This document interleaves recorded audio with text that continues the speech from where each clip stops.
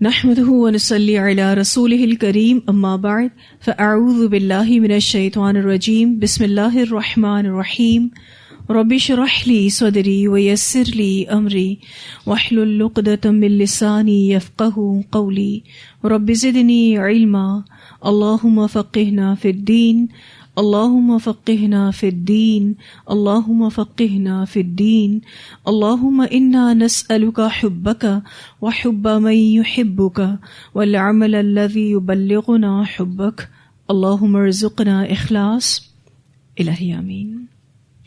Lesson number 177 سورۃ النور آیت نمبر 11 to 26، 11 سے لے کر 26 تک انشاءاللہ۔ اللہ سبحانہ تعالیٰ فرماتے ہیں ان الذین، بے شک وہ لوگ جو جاؤ لائے ہیں بالافک، جھوٹ یا پھر بہتان، عصبۃ ایک گروہ ہے، منکم تم میں سے۔ یہاں پر بالافک کا جو لفظ ہے یہ جھوٹ کی ایک قسم ہے، یعنی اصل سمت سے رخ موڑ لینا۔ عصبۃ کا جو لفظ ہے عین صاد با سے ہے، گروہ یا جماعت کو کہتے ہیں جو ایک دوسرے کی تقویت اور عصبیت کا باعث ہوتے ہیں۔ عصبہ جوائنٹس کو بھی کہتے ہیں جو جسم کو مضبوطی دیتے ہیں، اعصاب کا لفظ بھی اسی سے ہی ہے۔ مراد مضبوط اور طاقتور لوگوں کی چھوٹی سی جماعت جو ایک دوسرے کے حامی اور مددگار ہوں۔ منکم تم میں سے، یعنی تم مسلمانوں میں سے۔ بے شک وہ لوگ جو لائے ہیں جھوٹ یا بہتان، ایک گروہ ہے تم میں سے، تم مسلمانوں میں سے۔ لا تحسبوہ، نہ تم سمجھو اس کو، یعنی اس واقعے کو، شر لکم، برا تمہارے لیے، بلکہ ہوا وہ، یعنی یہ واقعہ ہونا، خیر لکم، اچھا ہے تمہارے لیے۔ یہاں اشارہ واقعہ افک کی طرف ہے جس میں رسول اللہ صلی اللہ علیہ وسلم اور حضرت عائشہ رضی اللہ تعالی عنہا بہت ہی ڈیفیکلٹ سچویشن سے گزرے تھے۔ اللہ تعالیٰ فرماتے ہیں لا تحسبوہ شر لکم بل ہوا خیر لکم، نہ تم سمجھو اس واقعے کو برا تمہارے لیے بلکہ وہ اچھا ہے تمہارے لیے۔ خیر ہے اس میں، یعنی دنیا میں ذکر جمیل کی شکل میں، اور ہم ابھی یہ ذکر جمیل پڑھ بھی رہے ہیں الحمدللہ، اور آخرت میں رفع درجات کی شکل میں ملے گا۔ لِكُلِّ امْرِئٍ، ہر ایک شخص کے لیے، منہم، ان میں سے، یعنی سزا ہے اس قدر، مکتسب، وہ ہے جو اس نے کمایا۔ اور یہاں سے وہ باتیں مراد ہیں جو حضرت عائشہ رضی اللہ تعالی عنہا کے خلاف لوگوں نے کی۔ اللہ تعالیٰ فرماتے ہیں ہر ایک شخص کے لیے ان میں سے سزا ہے اسی قدر وہ جو اس نے کمایا، من الاثم، گناہ میں سے۔ والذی، اور وہ شخص جس نے، تولا، اٹھایا، کبرہ، بڑا بوجھ اس کا، یعنی اس گناہ کا، منہم، ان میں سے، لہو عذاب عظیم، اس کے لیے عذاب ہے بہت بڑا۔ یہاں پر والذی سے مراد حضرت عائشہ رضی اللہ تعالیٰ عنہ فرماتی ہیں کہ عبداللہ بن ابی ہے، اور یہ بات بخاری کی روایت میں آتی ہے والذی تولا کبرہ منہم لہ عذاب عظیم۔ اس حصے کے مفسرین نے دو معنی کیے ہیں۔ ایک معنی یہ کہ اس نے بہتان کی ابتدا کی، ایکچولی عبداللہ بن ابی نے حضرت عائشہ رضی اللہ تعالیٰ عنہا پر زنا کا الزام لگایا تھا۔ دوسرا معنی یہ ہے کہ اس نے بہتان کو تراشا اور لوگوں میں سے پھیلانے کی کوشش کی،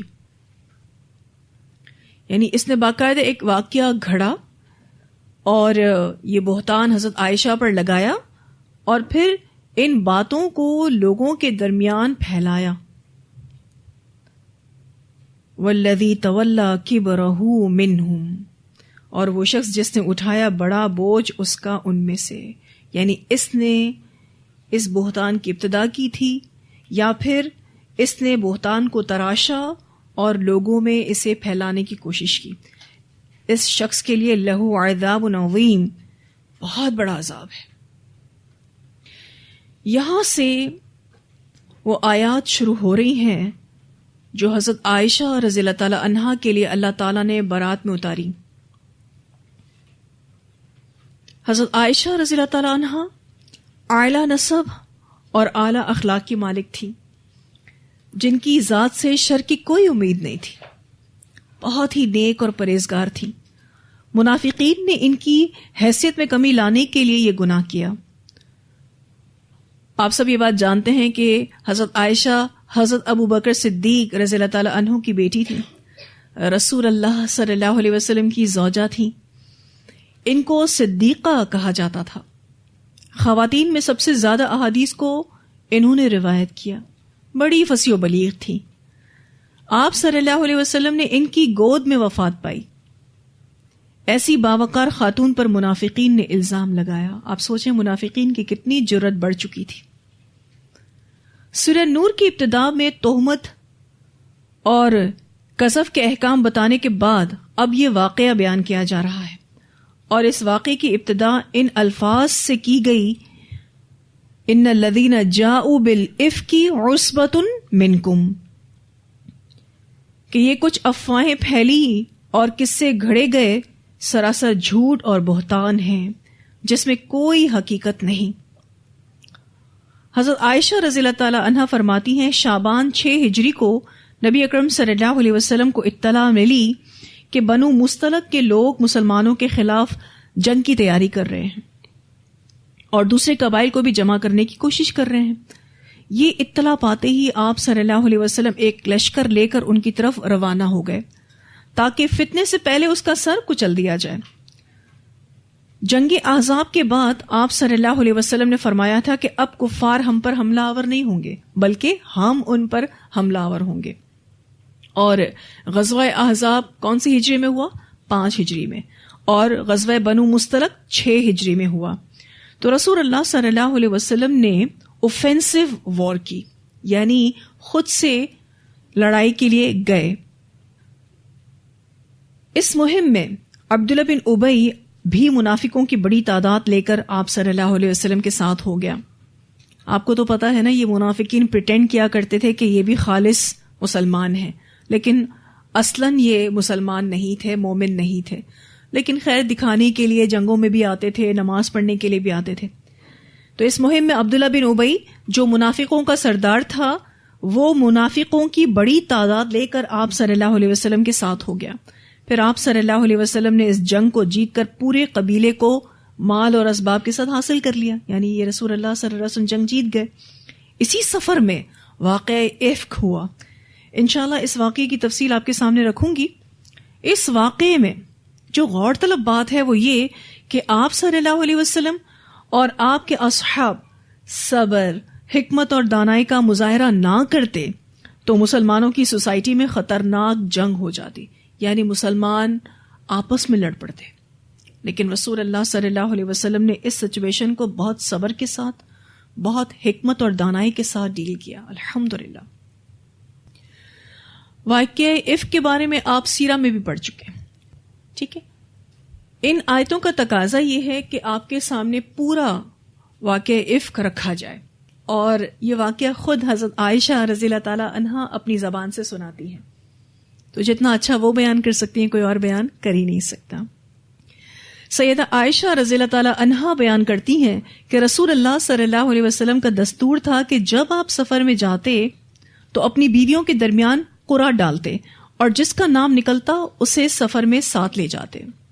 باقاعدہ بیلٹنگ ہوا کرتی تھی اور جس بھی زوجہ کا نام نکلتا وہ نبی اکرم صلی اللہ علیہ وسلم کے ساتھ ٹریولنگ کیا کرتی تھی.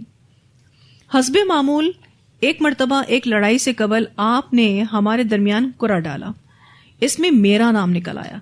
اور یہ جو ایک لڑائی کی بات حضرت عائشہ کر رہی ہیں نا، یہ غزوہ بنو مستلق کی بات کر رہی ہیں.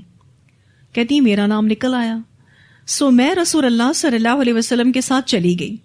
اس وقت پردے کا حکم نازل ہو چکا تھا، چنانچہ مجھے ایک ہودج میں بٹھا کر چڑھا دیا جاتا، یعنی اونٹ پر چڑھا دیا جاتا. ہودج اونٹ کا کجاوا یا وہ سٹنگ ارینجمنٹ جو اونٹ پر کی جاتی ہے. عموماً عرب عورتیں اسی طرح کی سٹنگ ارینجمنٹ میں بیٹھا کرتی تھیں. تو حضرت عائشہ کہتی ہیں کہ مجھے ایک ہودج میں بٹھا کر اونٹ پر چڑھا دیا جاتا اور اسی طرح اتار لیا جاتا تھا. بہرحال ہم اسی طرح سفر کرتے رہے. جب اس جہاد سے لوٹے اور ہم مدینہ کے نزدیک پہنچے تو ایک رات آپ نے قیام کے بعد کوچ کے لیے اعلان کرایا. یعنی نبی اکرم صلی اللہ علیہ وسلم نے ریسٹ لیا اور پھر اس کے بعد کہا کہ اب ہم اپنا قافلہ یہاں سے موو کریں گے اور ہم آگے بڑھیں گے. سو جب کوچ کے لیے پکارا گیا تو میں بھی اٹھی اور حاجت کے لیے چلی گئی اور لشکر سے دور نکل گئی. جب حاجت سے فارغ ہوئی اور اپنی جگہ آئی تو اب جو میں نے اپنے سینے پر ہاتھ رکھا تو معلوم ہوا میرا ہار ٹوٹ کے کہیں گر گیا ہے. اب آپ دیکھیے سچویشن کیسی بنی. اور ہم سب کا ایمان ہے کہ سچویشنز تو اللہ بناتا ہے اور پھر اس میں آزمائش بہت سارے لوگوں کی ہوتی ہے. اب ان کو ہار نہیں مل رہا تھا, ڈیفینیٹلی وہ کہیں گر گیا تھا. کہتی ہے میں پھر لوٹی اور ہار ڈھونڈنے لگی اور اسے ڈھونڈنے میں مجھے دیر ہو گئی. ادھر وہ لوگ آن پہنچے جو میرا ہودج اٹھایا کرتے تھے. وہ سمجھے میں ہودج میں بیٹھی ہوئی ہوں, سو انہوں نے ہودج اٹھا کر میرے اونٹ پر رکھ دیا جس پر میں سوار ہوا کرتی تھی. اس زمانے میں عورتیں ہلکی پھلکی ہوا کرتی تھیں, ذرا سا کھانا کھاتی تھیں اور موٹی نہیں ہوا کرتی تھیں. یعنی ان کا ویٹ زیادہ نہیں ہوتا تھا, تو وہ سمجھے کہ میں ہودج میں بیٹھی ہوئی ہوں. انہوں نے تو اس کو اونٹ پر رکھا اور آگے موو کر گئے. اس لیے جب ہودج اٹھانے والوں نے ہودج اٹھایا تو انہوں نے اس کے ہلکا ہونے کو محسوس نہیں کیا. دوسرا, میں اس وقت تھی بھی ایک کم سن لڑکی, بالکل چھوٹی سی لڑکی تھی اور کوئی ویٹ بھی نہیں تھا ان کا, بہت اسمارٹ سی تھی. ہودج اٹھانے والے سمجھے کہ حضرت عائشہ میں موجود ہیں. غرض یہ کہ انہوں نے اونٹ کو اٹھایا اور روانہ ہو گئے. جب سارا لشکر وہاں سے چلا گیا اس وقت میرا ہار ملا. ایکچولی یہ ہار اونٹ کے نیچے آ گیا تھا, اونٹ اٹھا تو ہار مل گیا ان کو. میں جو پڑاؤ کی جگہ آئی تو کیا دیکھتی ہوں کہ وہاں نہ کوئی بات کرنے والا ہے اور نہ کوئی جواب دینے والا ہے. آخر مجبور ہو کے میں اس مقام پر چلی گئی جہاں میں ٹھہری تھی, کیونکہ جب قافلہ موو کرتا ہے نا تو چونکہ فریش ہوتا ہے تو کافی سپیڈ سے آگے بڑھتا ہے. پھر وہ تھکتا جاتا ہے تو اس کی سپیڈ کم ہو جاتی. جانور تھک جاتے ہیں, انسان تھک جاتے ہیں تو سپیڈ کم ہو جاتی ہے, لیکن جب وہ ریسٹ کر کے چلتے ہیں تو ان کی سپیڈ کافی تیز ہوتی ہے. تو جتنی دیر میں وہ ڈھونڈ کر ہار واپس آ رہی تھیں تو قافلہ تو کافی آگے نکل گیا تھا. کہتی ہیں کوئی نہ بات کرنے والا تھا نہ کوئی جواب دینے والا تھا. تو انہوں نے مجبور ہو کر کیا فیصلہ کیا کہ میں اسی مقام پر جہاں میں ٹھہری ہوئی تھی وہیں بیٹھ جاتی ہوں. میں نے سوچا جب قافلے والے مجھے ہودج میں نہیں پائیں گے تو یہیں ڈھونڈتے ہوئے آئیں گے. اور یہ واقعی عقل مندی تھی کہ یہ اسی جگہ بیٹھی نہیں, آگے بڑھی نہیں, کیونکہ یہ راستہ گم کر سکتی تھی, کہیں اور ادھر ادھر چلی جاتی. اسی لیے انہوں نے وہیں بیٹھنا مناسب سمجھا. سو میں اسی جگہ بیٹھی تھی کہ اتنے میں میری آنکھ لگ گئی اور میں سو گئی. ایکچولی بہت ینگ تھی اور ینگ بچیوں کو یوں ہی نیند آ جاتی ہے, ٹینشن فری ہو کر سو گئی. ٹھیک ہے. ایک شخص صفوان بن معطل سلمی رضی اللہ تعالی عنہ, وہ لشکر کے پیچھے رہا کرتے تھے. ایکچولی ان کا کام یہ تھا کہ اتفاقاً اگر کوئی چیز رہ جاتی ہے لشکر سے تو وہ اس کو اٹھا کر لشکر کو دیں, یا اگر کوئی انسان ہی رہ جاتا ہے تو اس کو لشکر کے ساتھ ملائیں. ان کا یہ کام تھا, یہ ان کی رسپانسبلٹی تھی. جو صفوان تھے ان کی یہ رسپانسبلٹی تھی کہ یہ لشکر کے پیچھے چلیں گے. اچھا, آپ کو پتا ہے لشکر کے آگے بھی کچھ لوگ چلتے ہیں, وہ جاسوس قسم کے ہوتے ہیں, ٹھیک ہے, اور کمانڈو قسم کے ہوتے ہیں. وہ آگے کیوں چلتے ہیں؟ تاکہ راستہ کلیئر کرتے جائیں. آگے اگر کوئی خطرہ ہو تو وہ قافلے کو, لشکر کو انفارم کر سکے اور لشکر محفوظ رہے. اسی طرح سے ایک آدھ بندہ, کچھ لوگ لشکر کے پیچھے بھی چلتے ہیں, اور اتفاقاً اگر کوئی چیز لشکر سے چھوٹ جائے یا کوئی انسان چھوٹ جائے تو وہ اس کو آگے بڑھاتے ہیں, اس کو گائیڈ کرتے ہیں. یہ ان کی رسپانسبلٹی تھی کہ وہ لشکر کے پیچھے رہا کرتے تھے. اچھا, یہ بھی آتا ہے کہ یہ زیادہ دیر تک سونے کے عادی تھے تو ان کو ان کے حساب سے رسپانسبلٹی دی گئی تھی کہ آپ آرام سے اٹھتے ہو, آپ پیچھے آنا, ٹھیک ہے. خیر, وہ جو میری جگہ آئے تو انہوں نے دیکھا کہ کوئی انسان سو رہا ہے. اب دور سے تو ایسا لگ رہا تھا کہ کوئی انسان سو رہا ہے. پھر قریب آتے ہی انہوں نے مجھے پہچان لیا, کیونکہ پردے کا حکم اترنے سے پہلے انہوں نے مجھے دیکھا تھا. چنانچہ اب انہوں نے مجھے پہچان کر انا للہ و انا الیہ راجعون پڑھا تو میری آنکھ کھل گئی. اور حضرت صفوان کا یہ پڑھنا اسی لیے تھا کہ حضرت عائشہ جاگ جائیں. میں نے فوراً چادر سے اپنا منہ چھپا لیا. یہاں سے کیا پتہ چلتا ہے کہ چہرے کا حجاب ہے، کیونکہ حضرت عائشہ نے فوراً سے اپنا چہرہ چھپا لیا. اللہ کی قسم، اب حضرت عائشہ کہتی ہیں اللہ کی قسم نہ ہم دونوں نے کوئی بات کی اور نہ میں نے ان کی کوئی بات سنی سوائے انا للہ و انا الیہ راجعون کے سوا. بس اس کے علاوہ اور کوئی بات میں نے نہیں سنی. ہم دونوں کے درمیان کوئی بات چیت نہیں ہوئی. اس کے بعد انہوں نے اپنا اونٹ بٹھا دیا اور میں اونٹ پر سوار ہو گئی اور وہ اونٹ کو آگے سے پکڑتے ہوئے چلتے رہے یہاں تک کہ ہم دونوں سخت گرمی کے وقت ٹھیک دوپہر کو لشکر میں پہنچے. دیکھا جائے تو حضرت صفوان کی ملاقات ڈے ٹائمنگز میں حضرت عائشہ سے ہوئی اور جب تک وہ پہنچ رہی ہیں تو سخت دھوپ ہو چکی ہے.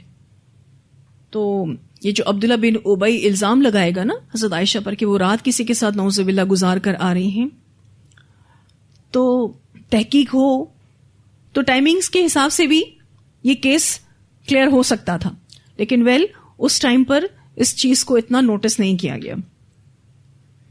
اس وقت لشکر کے لوگ آرام کے لیے پڑاؤ کیے ہوئے تھے، یعنی لشکر رک چکا تھا. پھر جو لوگ تباہ ہونے والے تھے وہ تباہ ہوئے اور ان طوفان اٹھانے والوں کا سرگنا عبداللہ بن ابی تھا. یعنی اس ساری پلاننگ کو کرنے کا ہیڈ کون تھا؟ عبداللہ بن ابی تھا. اور ان طوفان اٹھانے والوں کا سرگنا عبداللہ بن ابی تھا. سیدہ عائشہ رضی اللہ تعالیٰ عنہا بیان کرتی ہیں کہ میں سفر سے مدینہ آئی تو بیمار ہو گئی. یعنی سفر سے واپس آتے ہی کافی طبیعت حضرت عائشہ کی خراب تھی اور 1 مہینہ تک یہ بیماری چلتی رہی. بعض دفعہ ایسا ہوتا ہے کہ لوگ ٹریولنگ سے آتے ہیں اور بیمار پڑ جاتے ہیں اور پھر وہ بیماری پرولونگ ہو جاتی ہے. خیر کافی بیمار رہی، کہتی ہیں 1 مہینے تک بیمار رہی. ادھر لوگوں میں تہمت لگانے والوں کی باتوں کا چرچا تھا، تاہم مجھے کچھ معلوم نہیں ہوا. اس سے یہ پتہ چلتا ہے کہ حضرت عائشہ کے پاس جو لوگ آتے جاتے تھے انہوں نے حضرت عائشہ کو بتایا ہی نہیں. اس طرح کا کوئی ڈسکشن حضرت عائشہ کے سامنے کیا ہی نہیں. صحابہ کرام اور صحابیات کا عمل دیکھیں کتنا پیور تھا، حالانکہ یہ باتیں عام ہو رہی تھیں. کہتی ہے مجھے تو کچھ معلوم ہی نہیں ہوا. ذرا سا شک اس وجہ سے تو ہوتا تھا کہ جیسی شفقت رسول اللہ صلی اللہ علیہ وسلم مجھ پر پہلے کرتے تھے ویسی میں نے اس بیماری میں نہیں پائی. یعنی پہلے میں بیمار ہوتی تھی تو آپ صلی اللہ علیہ وسلم بہت دھیان رکھتے تھے، لیکن اس دفعہ مجھے ایسا لگتا تھا کہ کھچے کھچے سے ہیں آپ صلی اللہ علیہ وسلم، ٹینشن میں تھے. ٹھیک ہے، ایسا نہیں تھا کہ نبی اکرم صلی اللہ علیہ وسلم کو نعوذ باللہ کوئی حضرت عائشہ کے اوپر شک ہو گیا تھا، ایسی بات نہیں تھی. ایکچولی رسول اللہ صلی اللہ علیہ وسلم جو وہ باتیں سن رہے تھے نا تو اس وجہ سے ٹینشن میں تھے اور کھچے کھچے سے رہتے تھے. زیادہ دیر بیٹھتے نہیں تھے حضرت عائشہ کے پاس کہ کوئی بات منہ سے نکل جائے یا کوئی بات ڈسکشن میں آ جائے. تو فوراً سے آتے تھے. کہتی ہیں کہ آپ صلی اللہ علیہ وسلم اندر آ کر سلام کرتے اور صرف یہ پوچھتے کہ تمہاری طبیعت کیسی ہے اور پھر واپس چلے جاتے. بیٹھتے نہیں تھے نبی اکرم صلی اللہ علیہ وسلم. اس بات سے مجھے شک ہوتا لیکن طوفان کی مجھے کچھ خبر نہ تھی. جب میں بیماری سے ذرا صحتیاب ہوئی تو مستح کی ماں کے ساتھ مناصع کی طرف گئی. مناصع گھروں سے باہر قضاء حاجت کی جگہ کو کہتے ہیں، یعنی واش رومز جو تھے وہ تھوڑا آبادی سے ہٹ کر ہوا کرتے تھے. کہتی بیماری سے کچھ افاقہ ہوا تو میں رفع حاجت کے لیے مستح کی ماں کے ساتھ گئی. وہاں ہم لوگ قضاء حاجت کے لیے جایا کرتے تھے اور ہم صرف رات ہی کو قضاء حاجت کے لیے جاتے تھے. اس زمانے میں ہمارے گھروں کے ساتھ بیت الخلاء نہیں بنے ہوئے تھے اور ہم اگلے زمانے کے عربوں کی طرح جنگل میں قضاء حاجت کے لیے جایا کرتے تھے. گھروں میں بیت الخلاء بنانے سے ہمیں تکلیف ہوتی تھی، یعنی اسمیل وغیرہ آتی ہوگی، اس وجہ سے لوگ دور ہی بیت الخلاء بنایا کرتے تھے تھوڑا آبادی سے ہٹ کے. خیر میں اور مستح قضاء حاجت کے لیے نکلی. اب یہ مستح کی جو والدہ تھیں ان کا انٹروڈکشن کرواتی ہیں. کہتی ہیں وہ ابو رحم بن عبد مناف کی بیٹی تھیں اور ان کی والدہ رانتا سخر بن عامر کی بیٹی اور ابو بکر صدیق رضی اللہ تعالی عنہ کی خالہ تھیں. ٹھیک ہے، اور ان کے بیٹے مستح بن اثاثہ ہیں. یعنی یہ جو مصطح کی والدہ ہیں، یہ حضرت ابو بکر صدیق رضی اللہ تعالی عنہ کی کزن تھی، اور مصطح حضرت ابو بکر صدیق کی کزن کے بیٹے تھے، ٹھیک ہے، رشتہ دار تھے. تو جب میں اور وہ دونوں قضائے حاجت سے فارغ ہو کر گھر کی طرف آ رہی تھیں تو اس وقت ان کا پاؤں ان کی چادر میں الجھا اور وہ گر پڑیں اور کہنے لگی مصطح برباد ہو جائے، یعنی اپنے ہی بیٹے کو بد دعا دی. میں نے کہا تم نے بہت بری بات کہی، مصطح تو بدر کی لڑائی میں شریک تھا اور تم اس کو برا کہتی ہو، تو اتنا اچھا آدمی ہے، جنگ بدر میں شامل تھا. انہوں نے کہا ارے کیا تم نے مصطح کی بات نہیں سنی؟ میں نے کہا کیا بات؟ تو جب انہوں نے سب حالات بیان کیے تو میری بیماری اور بڑھ گئی، حالانکہ تھوڑی دیر پہلے وہ کیا بتا رہی تھی کہ میں ٹھیک ہونے لگی تھی، لیکن ٹینشن والی بات سن کر بیماری میں اضافہ ہو گیا. جب میں گھر پہنچی تو رسول اللہ صلی اللہ علیہ وسلم میرے پاس آئے اور آپ نے سلام کیا تو پوچھا اب طبیعت کیسی ہے؟ میں نے عرض کی آپ مجھے میرے ماں باپ کے پاس جانے کی اجازت دے دیجیے. میری یہ نیت تھی کہ میں ان کے پاس جا کر اس خبر کی تصدیق کروں. یعنی حضرت عائشہ اپنے پیرنٹس کے ہاں کیوں جانا چاہ رہی تھی؟ تاکہ مصطح کی ماں نے جو بتایا ہے اس کو کنفرم کر سکوں. یہاں آپ حضرت عائشہ کا جذباتی طور پر مضبوط ہونا دیکھ سکتے ہیں، ورنہ عورتیں کتنی ایموشنل ہوتی ہیں، آ کے فوراً رونا شروع کر دیتی ہیں حضرت محمد صلی اللہ علیہ وسلم کے سامنے کہ میرے بارے میں کیسی باتیں ہو رہی ہیں، آپ نے مجھے بتایا کیوں نہیں، اور یہ اور وہ. لیکن انہوں نے کچھ بھی نہیں کہا نبی اکرم صلی اللہ علیہ وسلم سے. انہوں نے کہا بغیر تحقیق کے کیسے بات کر سکتی ہوں، یہ ہے ایمان. آپ انشاءاللہ آگے پڑھیں گے کہ مومنوں کو یہ بات کہی جاتی ہے کہ بغیر تحقیق کے آپ کسی پر بھی بات مت کرو، خواہ وہ آپ کی اپنی ہی ذات کیوں نہ ہو. جو بات معاشرے میں پھیل رہی تھی وہ کوئی معمولی بات تو تھی نہیں. انہوں نے کہا میں پہلے اس کو کنفرم کروں. اور حیرت کی بات ہے کہ حضرت عائشہ رضی اللہ تعالی عنہا کے پاس ابھی تک کوئی بات ایسی پہنچی ہی نہیں تھی. اس وجہ سے وہ زیادہ حیران تھی کہ 1 مہینہ ہو گیا ہمیں ٹریولنگ سے واپس آئے ہوئے اور مجھے کچھ پتہ ہی نہیں چلا. یعنی صحابہ کرام نے اس بارے میں کوئی ڈسکشن کیا ہی نہیں. کتنی صحابیات میرے پاس آتی رہیں، کوئی ڈسکشن کسی نے کیا ہی نہیں، مجھے کچھ بتایا ہی نہیں. حیرت کی بات ہے. خیر نبی اکرم صلی اللہ علیہ وسلم نے حضرت عائشہ کو اجازت دے دی کہ آپ اپنے پیرنٹس کے ہاں ہو آئیں، اور رسول اللہ صلی اللہ علیہ وسلم ایز پر روٹین حضرت عائشہ کا اجازت لینا سمجھ رہے تھے، کیونکہ عموماً جب بیٹیاں بیمار ہوتی ہیں تو کہاں جاتی ہیں؟ والدین کے گھر جاتی ہیں تاکہ تھوڑا ریسٹ کر لیں. تو انہوں نے اجازت دے دی. کہتی میں اپنے ماں باپ کے پاس چلی آئی. میں نے اپنی ماں سے کہا اے اماں یہ لوگ کیا باتیں بنا رہے ہیں؟ انہوں نے کہا اے بیٹی تو اتنا رنج نہ کر، اللہ کی قسم ایسا اکثر ہوتا ہے کہ جب کسی خوبصورت خاتون کی سوکنیں ہوں اور شوہر اس کو چاہتا ہو تو وہ سوکنیں ایسی تدبیریں کرتی رہتی ہیں. ان کی اماں نے ان کو یہ ریزن بتایا. میں نے کہا سبحان اللہ، کیا لوگ ایسی باتیں منہ سے نکال رہے ہیں؟ کہتی ہیں کہ وہ ساری رات روتے ہوئے گزری، صبح تک نہ آنسو تھمتے تھے اور نہ نیند آئی. صبح کو بھی میں رو رہی تھی. اور یہ بڑا نیچرل تھا، کیونکہ ایک عورت کے لیے سب سے بڑی بات اس کی عزت پر ہوتی ہے، اور یہی بات حضرت عائشہ کی عزت پر ہو رہی تھی. اور نعوذ باللہ ان پر الزام لگایا گیا کہ یہ حضرت صفوان کے ساتھ زنا کر کر آئی ہیں. نعوذ باللہ. ظاہر رونا تو بنتا ہے. کہتی ہیں وہ ساری رات روتے ہوئے گزری، صبح تک نہ آنسو تھمتے تھے اور نہ نیند آئی. صبح کو بھی میں رو رہی تھی. ادھر رسول اللہ صلی اللہ علیہ وسلم نے جب وحی اترنے میں دیر ہوتے دیکھی تو حضرت علی رضی اللہ تعالیٰ عنہ اور اسامہ بن زید رضی اللہ تعالیٰ عنہ کو بلایا اور ان سے پوچھا اور اپنی بیوی کو چھوڑنے کے سلسلے میں ان سے مشورہ لیا. کہا کہ ابھی تک وحی نہیں اتری ہے، مجھے کیا کرنا چاہیے؟ کیا حضرت عائشہ کو چھوڑ دینا چاہیے؟ کیونکہ نبی اکرم صلی اللہ علیہ وسلم بھی بشر تھے اور 1 مہینہ ہو گیا تھا وحی نازل نہیں ہو رہی تھی، تو اب مشورہ لے رہے تھے آپ صلی اللہ علیہ وسلم سے. اسامہ رضی اللہ تعالیٰ عنہ نے رسول اللہ صلی اللہ علیہ وسلم کو وہی مشورہ دیا جو وہ جانتے تھے کہ وہ یعنی حضرت عائشہ ایسی باتوں سے پاک ہیں. پھر وہ یہ بھی جانتے تھے کہ رسول اللہ صلی اللہ علیہ وسلم کو ان سے کتنا تعلق خاطر ہے. یعنی حضرت اسامہ جانتے تھے کہ نبی اکرم صلی اللہ علیہ وسلم حضرت عائشہ سے کتنی محبت کرتے ہیں، انہوں نے عرض کی اے اللہ کے رسول صلی اللہ علیہ وسلم وہ آپ کی بیوی ہیں اور ہم ان کو نیک سمجھتے ہیں. یعنی بڑے اچھے کامنٹس دیے. حضرت علی رضی اللہ تعالیٰ عنہ نے کہا یا رسول اللہ صلی اللہ علیہ وسلم اللہ نے آپ پر عورتوں کی تنگی نہیں رکھی اور بہت سی عورتیں ہیں. یعنی اگر آپ ان کو طلاق دے بھی دیتے ہیں تو عورتوں کی کہاں کمی ہے آپ کو. لیکن حضرت علی نے کوئی غلط بات حضرت عائشہ کے بارے میں نہیں کہی. نو ڈاؤٹ حضرت علی کا جھکاؤ نبی اکرم صلی اللہ علیہ وسلم کی طرف زیادہ نظر آ رہا ہے, لیکن حضرت عائشہ کے بارے میں کوئی غلط بات انہوں نے نہیں کہی کہ میں سمجھتا ہوں کہ عائشہ ایسی ہی ہے, نعوذ باللہ, ایسا کچھ نہیں کہا انہوں نے.